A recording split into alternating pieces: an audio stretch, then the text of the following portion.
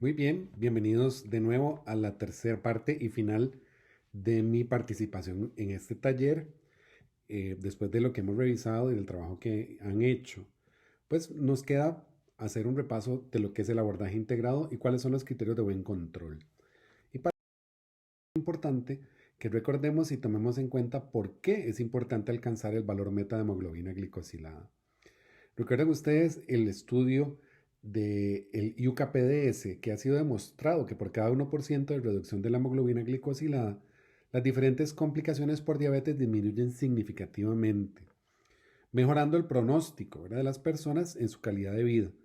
Y este estudio precisamente nos mostró los datos con una reducción de hasta un 43% de amputaciones o muerte por evento vascular periférico, un 37% de complicaciones microvasculares, 21% de muertes asociadas a diabetes, 14% de complicaciones cardiovasculares y mortalidad por todas las causas. Recordamos entonces que el abordaje integrado debe sí o sí incluir un análisis de la dinámica familiar, un análisis de los recursos. Podemos utilizar el instrumento de medicina familiar, que es el FACES, o el inventario de factores de riesgo también. La guía anticipada, ¿verdad? Debemos proporcionar a nuestros pacientes el, cuál es el desenlace o cuál es el camino, más bien, para decirlo de forma correcta, que puede seguir su enfermedad si tiene un buen control en la consulta, un automonitoreo adecuado, si tiene una buena adherencia a los medicamentos y cuál es el camino que su enfermedad va a seguir si no los tiene. La desmitificación, ¿verdad? Debemos romper con todos los mitos que existen alrededor de la diabetes, los mitos que existen tanto sobre la enfermedad como tal, así como el uso de medicamentos, ¿verdad? Por ejemplo, la insulina. Mucha gente piensa que cuando nosotros tomamos la decisión de iniciar insulina es porque tienen una diabetes que está en la última etapa, ¿verdad? Y eso no es así. Entonces es importante romper con todos esos mitos que se han establecido. Hacer la intervención nutricional como lo hemos venido valorando, elaborar, ¿verdad?, las metas de forma conjunta para que sean realizables, esos objetivos SMART, y el automonitoreo, ¿verdad?, ese control glicémico. La enfermedad es de cada uno de nuestros pacientes y tienen que hacerse cargo de ella.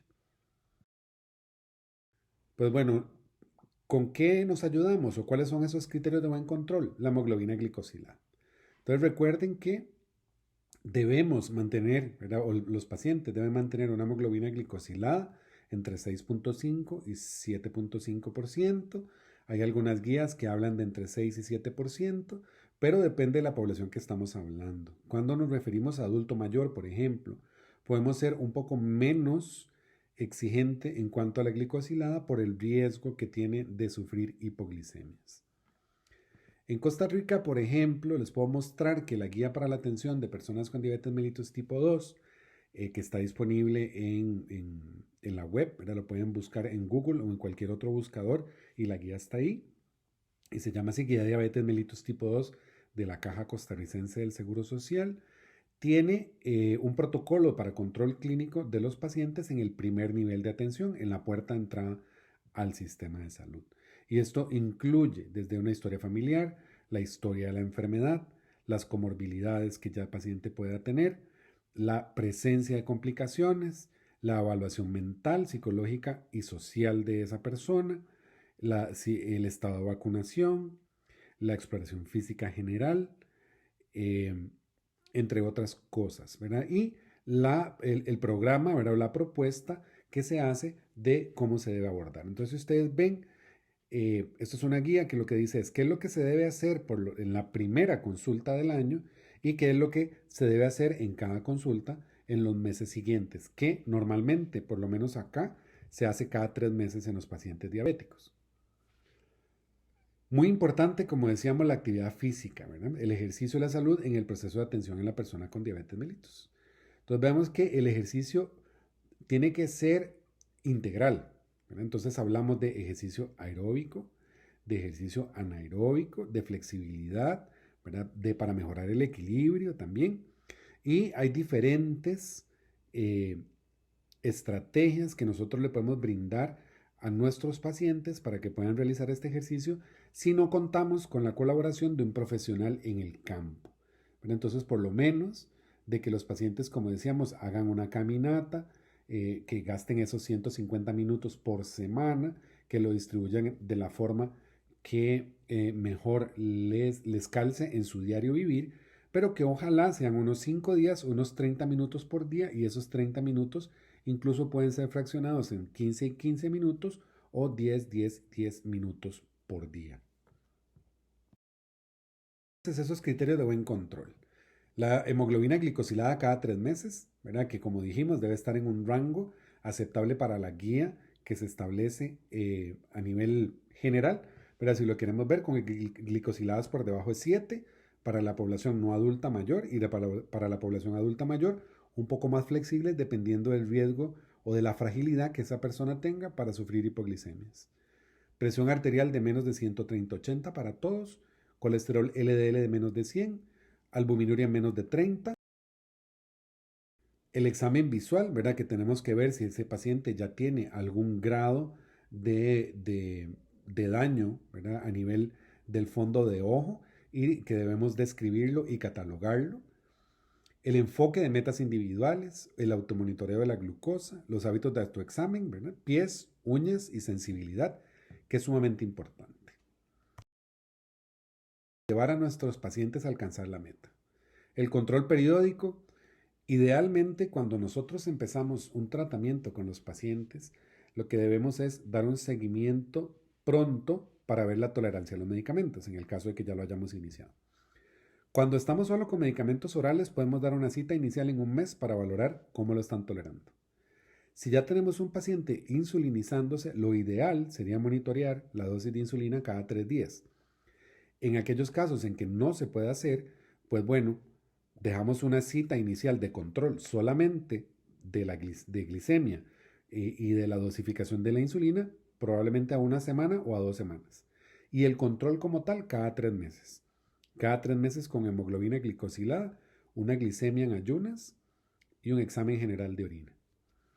El automonitoreo, especialmente en el tratamiento con insulinas, ¿verdad? Eso me refiero que es el paciente que nos va a estar enviando, ¿verdad? Un mensaje o pasándonos por el consultorio a dejar un papel, ¿verdad? En donde tenga anotado cómo van esas glicemias de acuerdo a las insulinas. El autoexamen del pies, la visión, la memoria, el patrón de sueño, cambios en el temperamento, la actividad física, la alimentación balanceada. De 5 a 6 tiempos con reducción de 500 a 600 kilocalorías por día de su consumo habitual. Y si vemos, ¿verdad? El objetivo, entonces, si lo resumimos, es en la glicemia en ayunas y preprandial, ¿verdad? Es bueno cuando es de menos de 120, es aceptable cuando está entre 121 y 170, es malo cuando es más de 171. Y debemos controlarlo mensualmente para que sea ideal. La glicosilada, bueno, menos de 6.5, aceptable de 6.6 a 7.5, malo, mayor de 7.6. Y este es cada 3 meses. Si el paciente está bien controlado, se puede incluso medir cada 6. Colesterol de menos de 180 es bueno, aceptable entre 181 y 199, malo es mayor a 200 y debe ser anual. LDL menos de 100 es bueno, aceptable menos de 130, malo mayor a 130 y debe ser anual. El HL más de 40 es bueno, más o menos 35 es aceptable, menos de 35 está mal y debe ser anual. Los triglicéridos menos de 150, entre 150 a 200 es aceptable, mayor a 200 debe ser anual. Presión arterial 120, 75, 120, 80 máximo, puede ser bueno, aceptable 150, 130, 85 y malo, mayor de 140, 90. Y en cada consulta se debe controlar. El índice de masa corporal ideal y bueno, menos de 25. Aceptable, menos de 29, malo, más de 30. La actividad física, como les decía, más de 30 minutos por día, por lo menos por 5 días, asociado a una disminución calórica. Eso es lo bueno, y lo malo es que no realice actividad física. Y en cuanto al consumo de tabaco, lo bueno es que no consuma tabaco y obviamente lo malo es que consuma tabaco. Y eso lo debemos explorar en cada consulta. Habíamos hablado ya de cuando teníamos un paciente obeso y no obeso y lo vamos a retomar, ¿verdad? El paciente obeso, dieta de actividad física. Podemos empezar con biguanidas o acarbosa, ¿verdad? Si hay mal control, lo combinamos con sulfonilureas, con glinidas y glitazonas. Y si hay mal control, insulina, ¿verdad? O combinada con los antidiabéticos orales. Si el paciente se controla bien con orales, seguimos el control periódico. Y en la próxima cita, si el paciente tiene buen control, entonces vamos igual, evaluándolo cada 3 meses.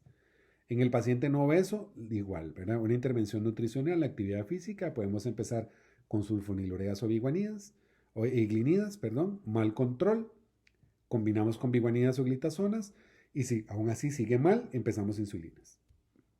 Y el buen control, el paciente que tiene un control periódico, lo vamos a seguir y cada 3 meses vamos a valorar cómo está. Ahora bien, recordemos siempre que si el paciente está sintomático o está en cetosis, es un paciente que va a requerir que hagamos una insulinización temprana y eso no se nos puede olvidar. Si el paciente que no se controla con tratamiento oral, entonces obviamente vamos a tomar la decisión de empezar el uso de insulina.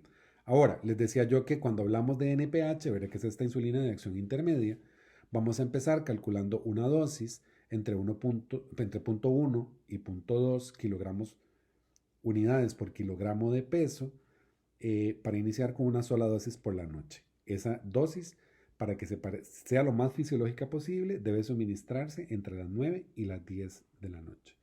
Antes de las 9 puede provocar hipoglicemias y después de las 10 de la noche pues nos vamos a ver su efecto muy retardado hasta ya postprandial al día siguiente. Entonces idealmente entre las 9 y las 10 de la noche. Si llega un momento en que nosotros sobrepasamos la dosis de 0.6 unidades por kilogramo de peso, entonces vamos a tener que dividir esa insulina NPH en 2 tercios en la mañana y 1 tercio por la noche en el mismo horario, ¿verdad? 2 tercios por la mañana antes del desayuno y 1 tercio por la noche entre las 9 y las 10 de la noche. Si aún así nosotros vamos a tener este paciente, esa dosis de 0.6 la podemos llevar de 0.6 a 1.2, ¿verdad? Si sobrepasamos ese 1.2 y no logramos controlar la glicemia de ese paciente o el paciente está teniendo hiperglicemias postprandiales, podemos agregar una insulina de acción rápida que la vamos a calcular más o menos a la misma dosis, ¿verdad? Y lo que hacemos es dividir la cantidad de insulina a la hora que lo vamos a combinar. De los 2 tercios de la mañana van a ser 2 tercios de NPH y 1 tercio de la rápida. Y por la noche el 50% de la NPH y el 50% de la rápida de forma general. Entonces, ¿cómo vamos a intensificar? Entonces, en los casos de que la metformina no es suficiente, de que al agregar otros medicamentos, ¿verdad? No logremos que este paciente alcance las metas, lo que vamos a tratar es de ir viendo cuál insulina vamos a escoger. Entonces vean que dentro de las prandiales que tenemos, ¿verdad? Que son las que se utilizan de acción rápida, ¿verdad? Y que son con los alimentos. Tenemos los análogos y tenemos la rápida, que es la regular, que es la que les he venido mencionando a lo largo del taller. Dentro de las basales tenemos las intermedias, con la de la acción intermedia, como la NPH, que es la que hemos estado usando como ejemplo, porque normalmente las que existen de forma pública. Y las prolongadas, que ahí tenemos glargina, ¿verdad? Detemir y degludec. Y también hay premezclas o mezclas ya establecidas, ¿verdad? Unas que ya se venden como tal y las otras que las podemos hacer. Que por ejemplo, que es la que hablábamos del esquema intensificado, ¿verdad? Cuando tenemos NPH más insulina rápida. Entonces la pauta inicial, ¿verdad? Son 10 unidades al día o 0.1, 0.2 unidades por kilo por día, dependiendo del paciente. Entonces, vamos a ir ajustando 2 unidades cada 3 días hasta que la basal, ¿verdad? La glicemia basal esté menos de 130. Y vamos a bajar 2 unidades si la basal es menos de 80.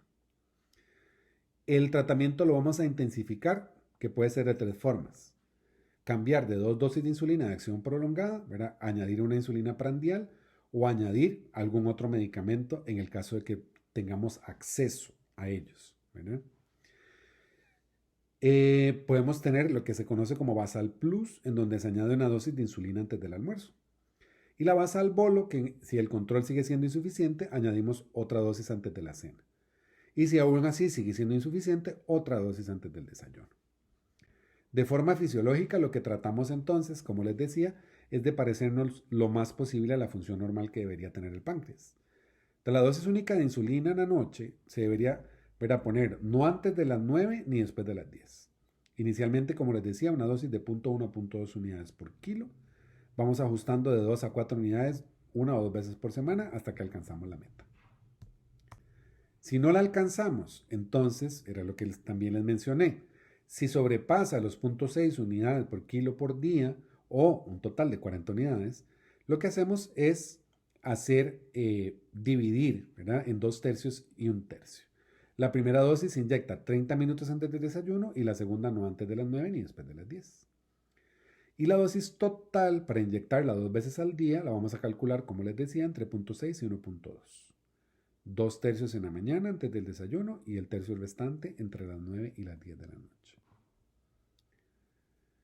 Si queremos cubrir las hiperglicemias postprandiales, como les mencionaba también, que es el otro, ¿verdad?, 50-70% de la dosis de insulina total diaria, aplicamos insulina simple, ¿verdad?, o lo que se conoce como insulina regular. Y aquí, ¿cómo la calculamos si es combinada? Entonces, como les decía, ¿verdad?, estábamos a 0.6 a 1.2. Y va a ser de la dosis total, ¿verdad?, de insulina para aplicar antes del desayuno, la insulina rápida o regular es 1/3 y la insulina NPH son 2/3. Y de la dosis previa a la cena, la simple o regular es el 50% y la NPH el otro 50%.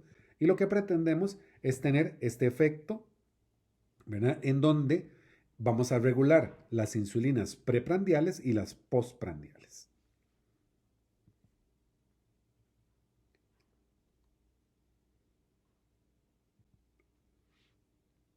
Muy bien. Entonces vamos a hacer una pequeña práctica y esta se las voy a dejar para realizar inmediatamente y vamos a tratar un paciente de 90 kilos con adecuada función renal. Y aquí van 4 preguntas que tienen que ver con esto. ¿Cuál sería el máximo de dosis de metformina que podríamos utilizar? ¿Cuál sería la dosis inicial de insulina NPH y a qué hora deberá aplicarse? ¿Cuál sería la dosis de insulina NPH total? ¿Y cómo debería fraccionarse en caso de requerirse? ¿Y cómo serían las dosis de insulina irregular en un esquema intensificado para este paciente?